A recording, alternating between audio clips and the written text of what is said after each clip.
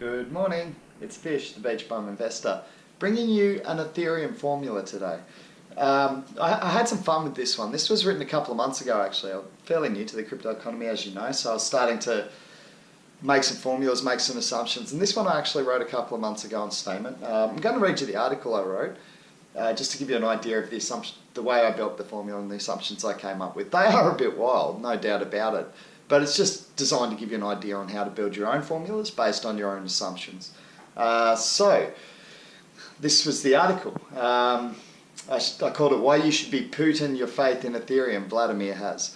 And it was about the meeting between, well, I'll read the article.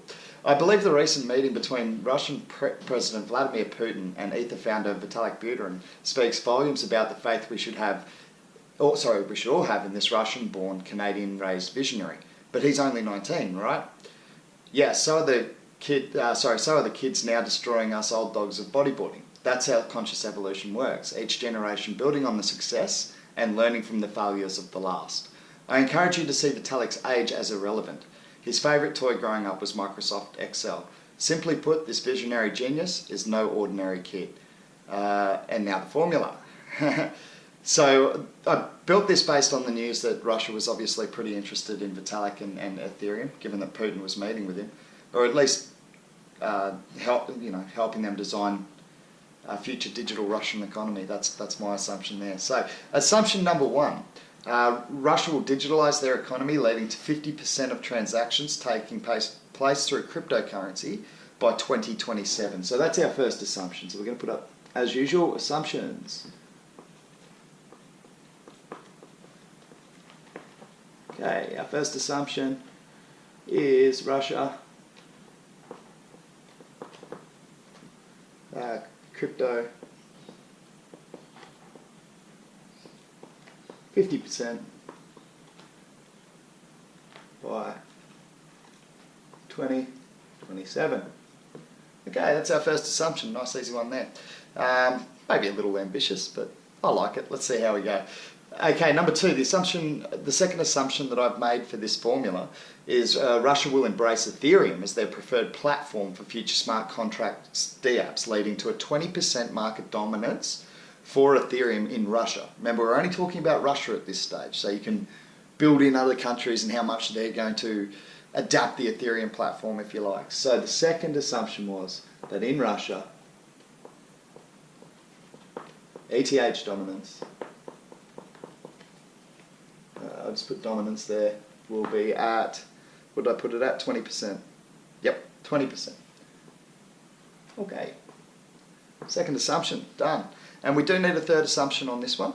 And look, it's not an assumption. I did go back to some information that Vitalik himself released in regards to a tweet he put out about the expected inflation rate of Ethereum, now that they're looking at bringing on proof of stake. So he estimated between 0.5% and 2% a year. I'm going to use the top end of that estimate just to be safe, and that gives us a coin supply of by 2027 of 113,299,809 Ethereum.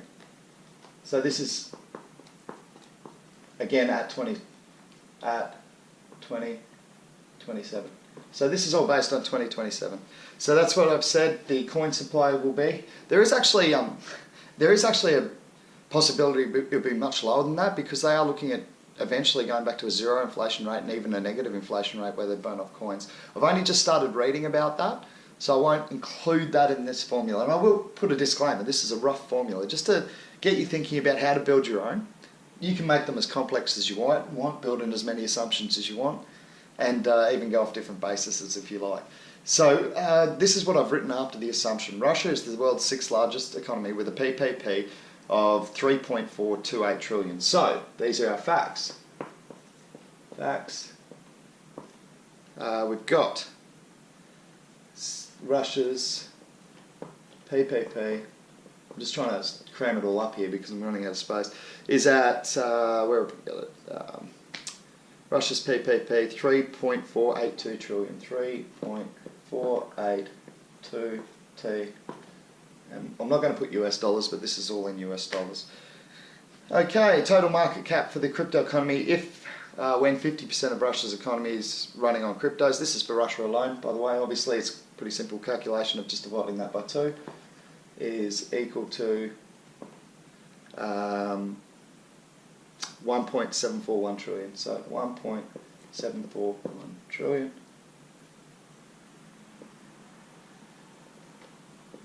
Okay.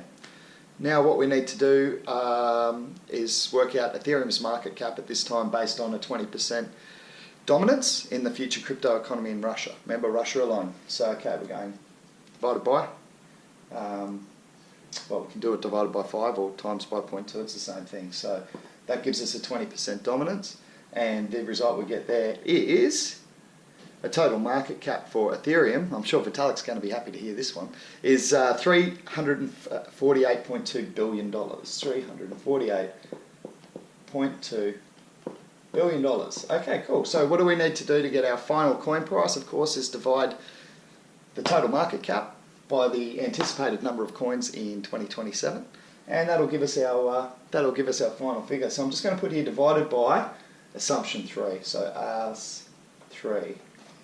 Okay, so that saves me a bit of room on the board. But the end price when we do that, by 2027, this is the assumptions I've made. This could happen earlier, it could not happen at all. We can build in other economies, other countries that are going to accept Ethereum as the major platform for their dApps going forward.